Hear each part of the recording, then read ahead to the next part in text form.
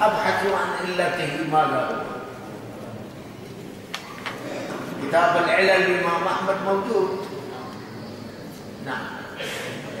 أحسن الله إليكم. قال حدثنا عمرو بن مسلم والشيخ قال حدثنا عمرو بن جعفر قال حدثنا شعبة قال سمعت حدثنا عن أنس بن مالك قال قال رسول الله صلى الله عليه وسلم صفوفكم بين الصلاة صحيح وبين الصلاة. قال حدثنا شيخ بن فقال حدثنا عبد الله بن عبد العزيز بن الله بن صهيب عن أنس قال قال رسول الله صلى الله عليه وسلم أتم الصفوف بين يديكم في ظهري. قال حدثنا عمرو بن وفاء قال حدثنا عبد الله قال حدثنا عمرو بن مالك قال حدثنا أبو هريرة رضي الله عنه رسول الله صلى الله عليه وسلم ذكر حديث منها وقال في مصحف الصلاة بين إقامة الصف في حسن الصلاة.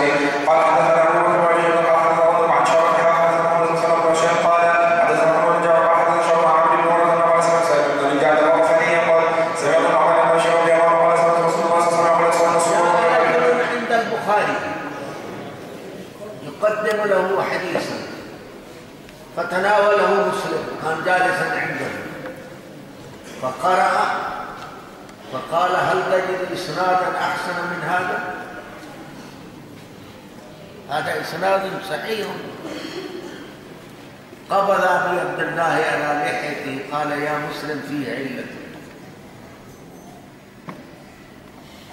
فقال بين فقال أن يبكي فبين له الإمام البخاري علته فقال لا يبغضك إلا حاصد دعني أقبل رجلك يا طبيب حديث رسول الله.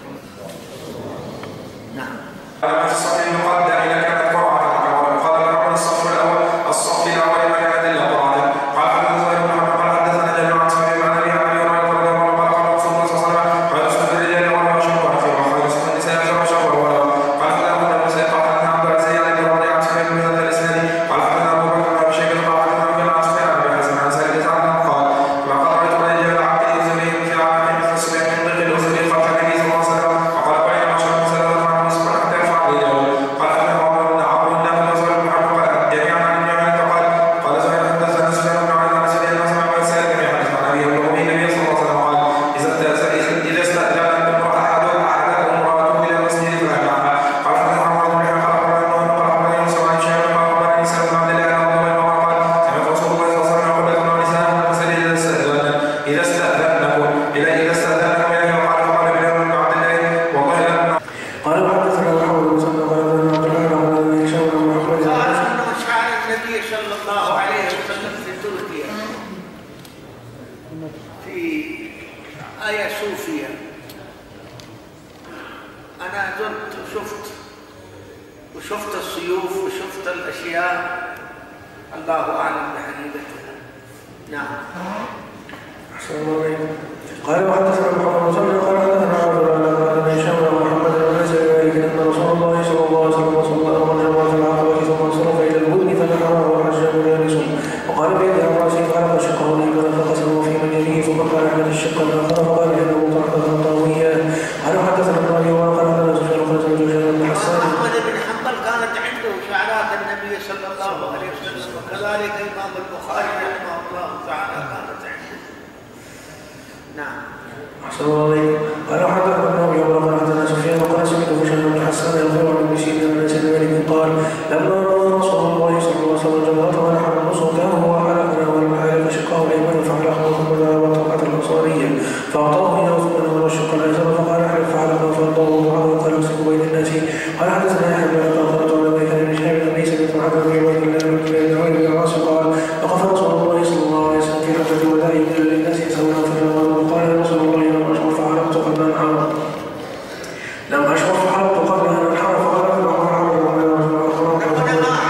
عندهم شعرات وعندكم حديث رسول الله صلى الله عليه وسلم يقول إني لم أشعر أن النحر قبل الحج وحلقت قبل الحرم فيقول نحو الحرج.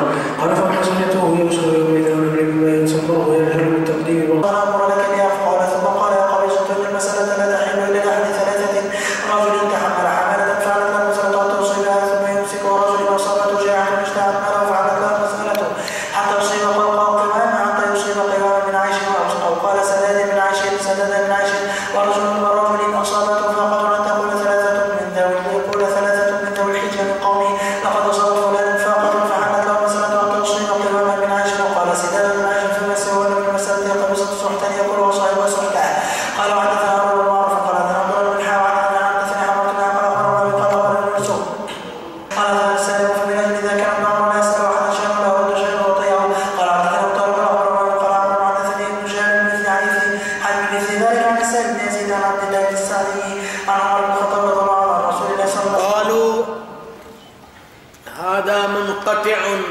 وصوابه والصائب عن حويثب بن عبد العزى. قال النسائي الصائب لم يسمع منه